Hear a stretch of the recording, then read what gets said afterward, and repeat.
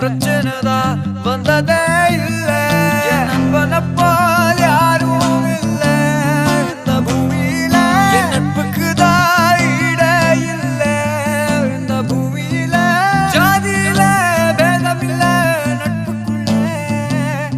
என் நண்பன் இருக்கிற வரையில் எனக்கு கவலை இல்ல. இப்ப எல்லாம் முடிஞ்சு போச்சு, என் நெஞ்சில் ஞாபகமாச்சு. இப்ப